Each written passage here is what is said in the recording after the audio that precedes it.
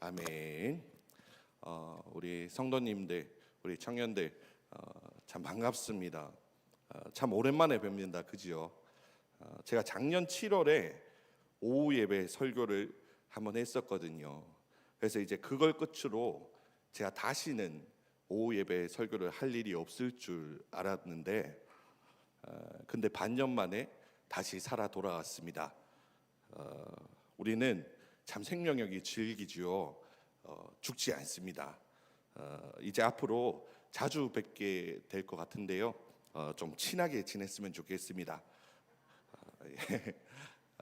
2025년 오후 예배의 이름을 당회에서 이제 새로 정해 주셨는데, 오후 예배 이름이 이음 예배라고, 청년과 장년의 세대를 잇는 예배로 함께 드리는 예배로 진행이 됩니다.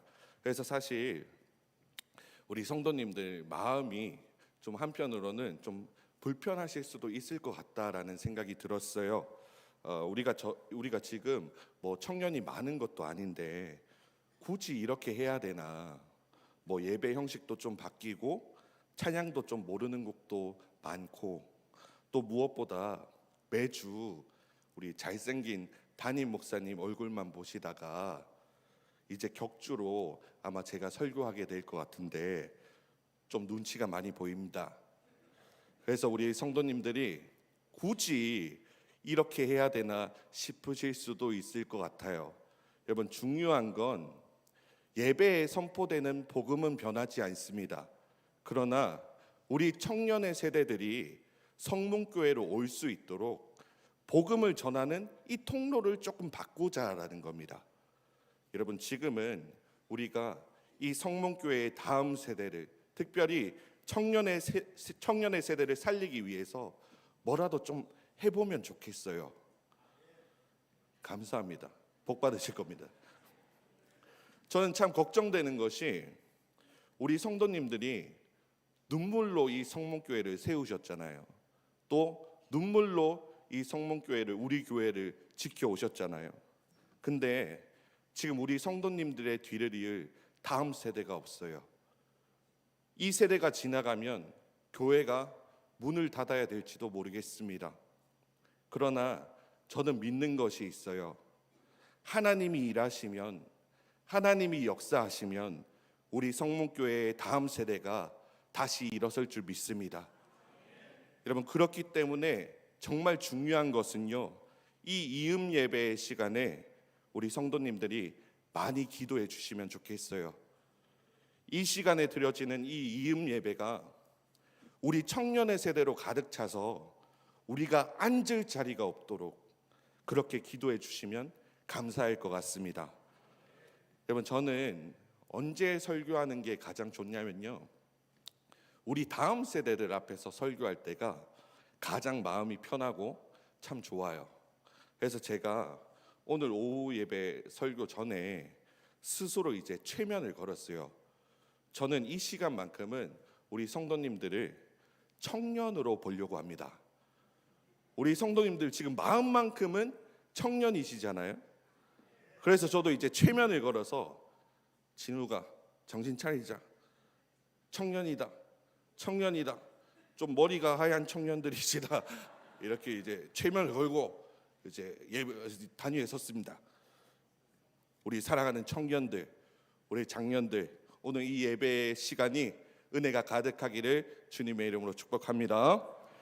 여러분, 예수님께서 이 땅에 오시고 본격적으로 사역을 시작하신 나이가 한 30세쯤 됩니다. 그러니까 딱 제 나이쯤에 예수님께서 사역을 시작하신 거죠.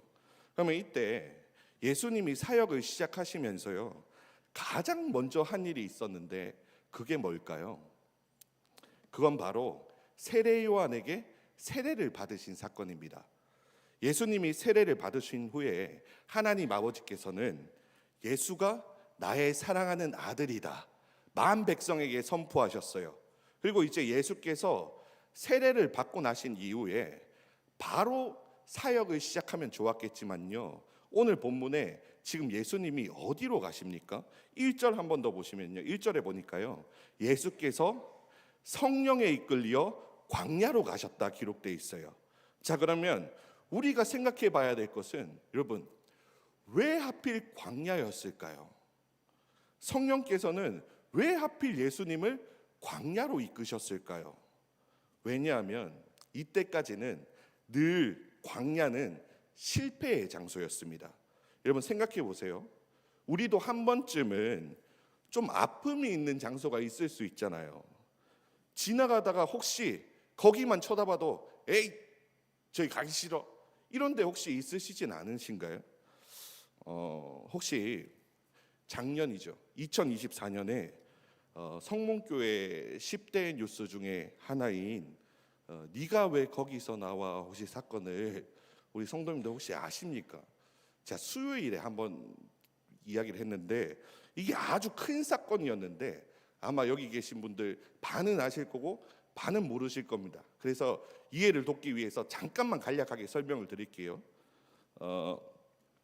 때는 바야흐로 2024년 8월에 있었던 사건이었습니다.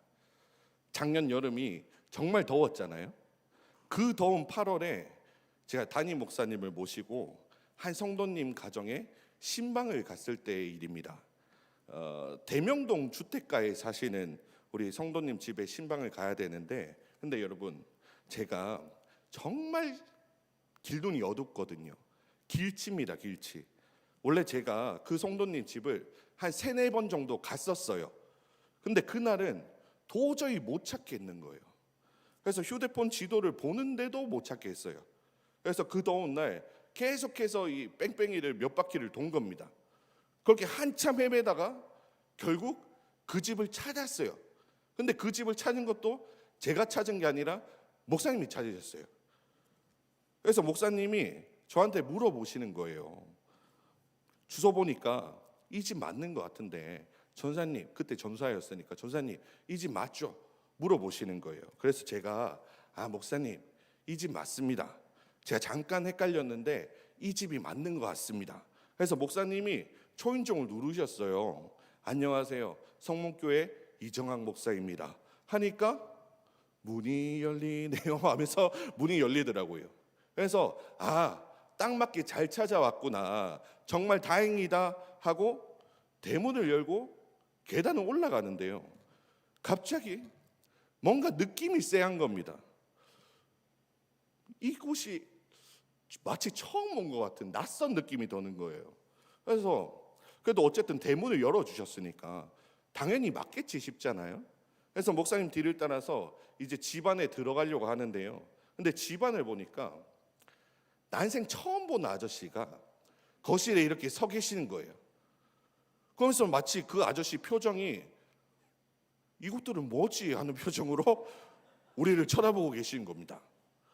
그래서 근데 이미 목사님은 신발을 벗고 계시고, 그때 제가 얼마나 놀랐는지 손이 막 떨리면서, 여러분 혹시 그 노래 아십니까? 네가 왜 거기서 나와, 네가 왜 거기서 나와, 이 노래가 계속 생각이 나는 거예요. 그래서 제가 뭔가 잘못됐음을 직감하고 그 순간 저에게 슬로우 모션이 걸리면서 목사님 여기 아닙니다, 아닙니다. 아니 근데 그 아저씨도 참 웃기잖아요. 문은 왜 열어줘가지고 사람을 이렇게 당황시키고. 여러분 생각해 보십시오. 요새 보면 목사님들도 이상한 사람들 참 많거든요. 다른 교회 목사님 같았으면 저는 아마 그 자리에서 잘렸을 겁니다. 근데 제가 그날 잘렸을까요? 안 잘렸을까요? 안타깝게도 안 잘렸습니다. 그러니까 지금 이러고 있잖아요. 그 뒤로 얼마 전에 목사님하고 그 집을 다시 한번 신방을 갔어요. 그러면서 목사님과 그때 일을 추억하면서 두런두런 이야기를 나눴던 기억이 납니다. 그런데 여러분 만약에 한번 생각해 보십시오. 제가 만약 그날 그 자리에서 잘렸다면 저에게 그 대명동 그 동네는 어떤 동네가 됐을까요? 그렇죠. 거기 지나갈 때마다 아마 담임 목사님을 저주했을 겁니다. 목사님 욕을 많이 했을 겁니다. 네, 여기서 잘린 곳이지, 여기서 잘린 곳이지 하면서. 자, 그러면 여러분 한번 생각해 보십시오. 이스라엘 백성들도 똑같았어요. 광야는 이스라엘 백성들에게 아픔이 있는 장소예요. 쳐다도 보기 싫은 곳이에요. 왜냐하면 이스라엘 백성들이 출애굽 이후에 광야로 보내졌었잖아요. 그래서 이스라엘 백성들은 광야에서 무려 얼마 동안 삽니까? 40년을 광야에서 살은 거예요. 그런데 그때 이스라엘 백성들은 마귀의 시험 앞에서 다 무너지고 말았어요. 맨날 불평하고 맨날 원망하고 하나님 욕하고 모세 욕하면서 그렇게 40년을 살다가 우리 조상들이 다 죽었어요, 광야에서. 자, 그래서 이스라엘 백성들은 광야만 생각하면 듣기도 싫고 생각하기도 싫은 장소가 바로 광야입니다. 그렇다면 여러분, 이제 대충 유추가 되시죠? 왜 예수님께서 하필 광야로 가셔서 마귀의 시험을 받으셨을까요? 보여주고 싶으셨습니다. 이제 더 이상 광야는 실패의 장소가 아니라 이제는 광야가 승리의 장소다라는 것을 우리에게 보여주고 싶으셨습니다. 여러분, 저는 우리 성문교회가 이렇게 되기를 간절히 소망합니다. 성문교회를 가면 청년들이 상처받고 실패하는 장소가 아니라 이제 우리 성문교회가 우리 청년들의 승리의 장소가 되기를 주의 이름으로 축원합니다. 자, 그리고 이제 예수님께서 광야에 도착을 하셨어요. 그리고 난 뒤에 예수님께서 하신 일이 하나 있어요. 그 일은 예수님께서 밤낮으로 40일을 금식하셨습니다. 그리고 40일을 금식한 예수님 앞에 누가 나타나냐면 드디어 시험하는 자, 마귀가 예수님 앞에 등장을 한 거예요. 자, 여러분 한번 생각해 보십시오. 예수님이 지금 광야에서 40일 동안 금식하셔서 지금 죽게 생겼어요. 이때 마귀가 찾아와서 한 유혹이 뭘까요? 3절 말씀 한번 보시면요, 마귀가 이렇게 시험하는 거예요. 네가 만일 하나님의 아들이거든 이 돌들로 떡을 만들어서 살아라, 이렇게 이야기합니다. 떡 만들어서 네 생명을 보존해라, 이렇게 이야기해요. 여러분, 이건 정말 큰 시험이었어요. 왜냐하면 지금 예수님이 40일을 금식하셨거든요. 한번 생각해 보겠습니다. 여러분, 혹시 이 중에 40일 금식해 보신 분 계십니까? 계시네요. 안 계실 줄 알고 제가 질문했는데 당황스럽습니다. 놀라우십니다. 네. 자, 여러분, 저는 30년 인생 살면서 2번 정도 금식을 했던 것 같아요. 한 번은 금식, 또 한 번은 굶식이라고. 먼저 이제 굶식은 그냥 굶는 겁니다. 이때가 언제냐면 제가 제 결혼식을 앞두고 한 2주 정도 굶었던 적이 있어요. 왜냐하면 저도 이제 결혼식이 코앞이니까 살을 좀 빼야 되겠다라는 생각이 들지 않았겠습니까? 그래서 그때 제가 아침에 삶은 계란 하나, 저녁에는 고구마 하나, 그걸로 끝. 그렇게 살았어요. 산 게 아니죠, 사실. 죽을 뻔했습니다. 그렇게 살다가 한 3일째 되던 날 배가 너무 고픈 거예요. 새벽 기도 가야 되는데 밤에 잠이 오질 않아요. 기도가 절로 나옵니다. 주여, 죽겠나이다, 살려주십시오. 그리고는 조금 지나니까 원망이 나와요. 주님, 내가 왜 굶어야 됩니까? 내가 무슨 부귀영화를 누리겠다고? 지금 내가 왜 이렇게 고통받아야 됩니까? 매일 밤 기도했습니다. 여러분, 과도한 금식은 정신건강에 좀 해롭다는 걸 기억하셨으면 좋겠습니다. 어쨌든 밤에 너무 잠이 오질 않는 거예요. 그래가지고 제가 유튜브를 한번 검색을 해봤어요. 배고플 때 잠들 수 있는 법, 유튜브 검색을 했습니다. 그러니까 영상들이 막 쫙 떠요. 그 중에 하나를 눌러봤어요. 눌렀더니 영상을 보니까 영상에 온화하게 생기신 누님이 한 분 등장을 하시더라고요. 그래서 그 누님이 뭐라 말씀하시냐면 1단계 천천히 숨을 내뱉고 천천히 숨을 쉬어보세요. 이러시는 거예요. 그래서 뭐 잠 잘 오는 뭐 호흡법이라고 하면서 따라하라는 거예요. 그래서 제가 정말 열심히 따라했는데 잠은 안 오고 배만 더 고픈 거예요. 그래서 영상 보면서 누님 그래도 잠이 안 옵니다. 이러니까 누님께서 아주 온화한 목소리로 2단계를 따라해 보라는 겁니다. 누님이 천천히 양을 세라는 거예요. 나는 지금 초원에 누워 있다라고 생각하면서 양을 세보라는 거예요.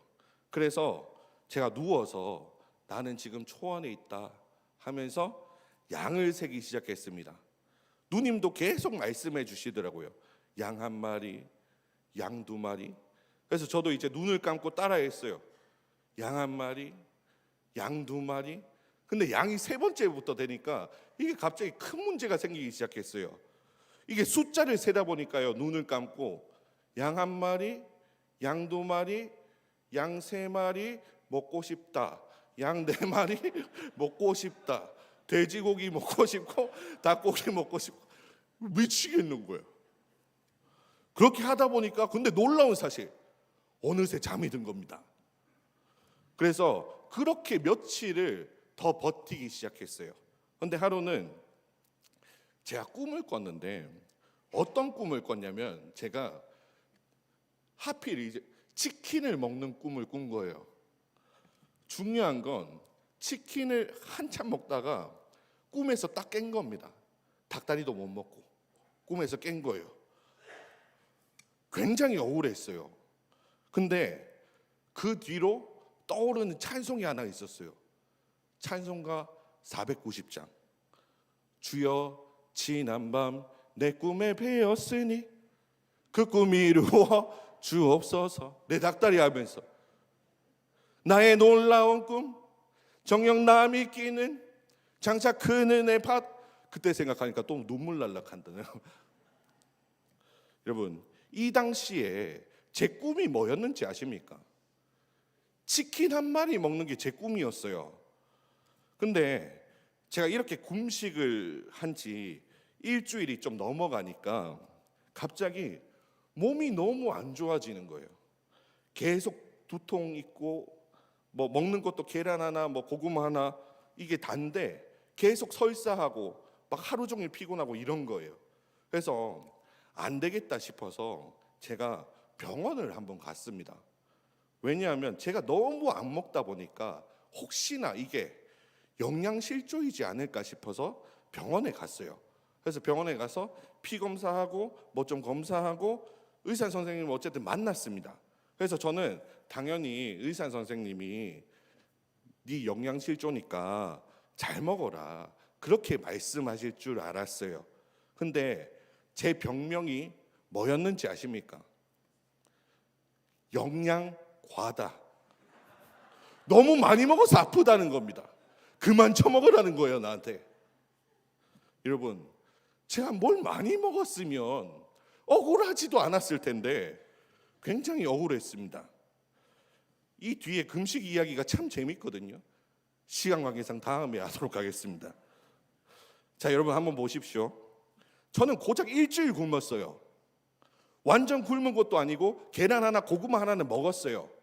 근데 고작 일주일 굶었는데 제 꿈이 뭐였냐면 치킨 1마리 먹는 게 꿈이었어요. 고작 일주일 굶었는데 사냐 죽느냐 이 생사의 기로에 갈렸다고요. 근데 지금 본문에 예수님은 40일 금식하셨어요. 정말 죽을 수도 있는 상황이었습니다.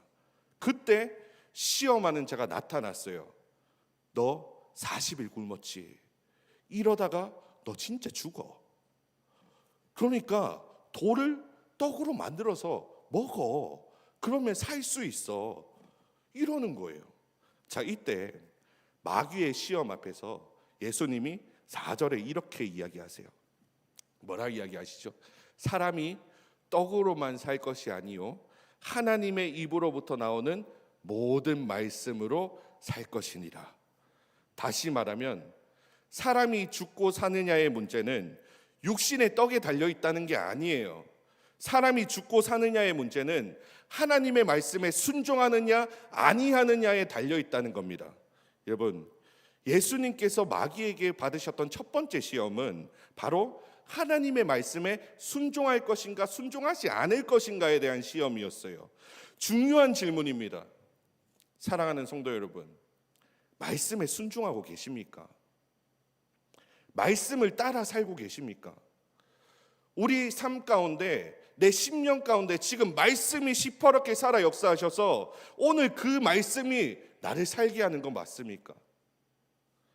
여러분, 하나님께서 아담을 지으셨을 때 하나님께서 그를 살게 하시려고 두 가지 명령을 하셨어요.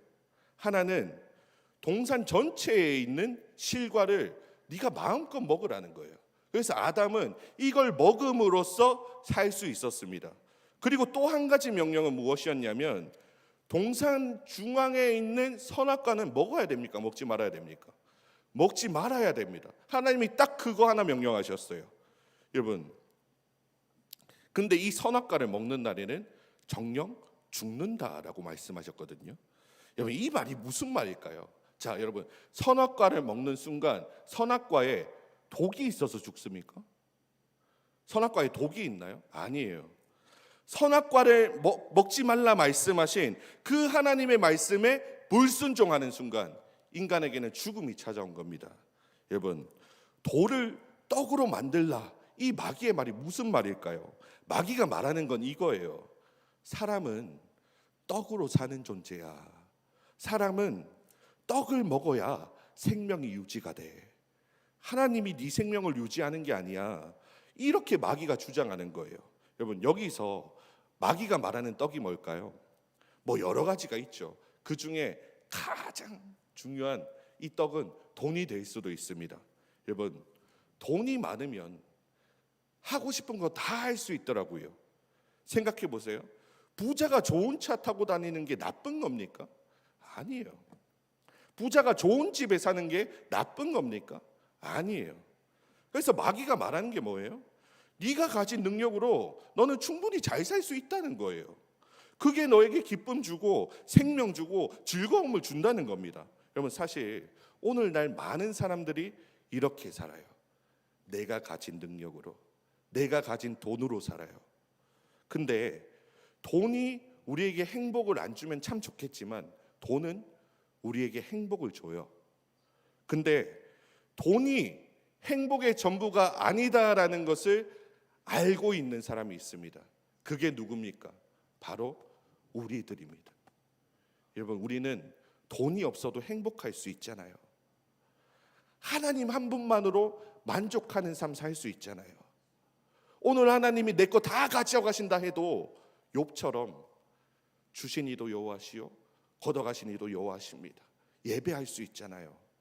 여러분, 지금 세계 많은 곳에서는 아직도 성경을 가지고 있다는 이유만으로 죽임을 당하는 사람들이 있습니다.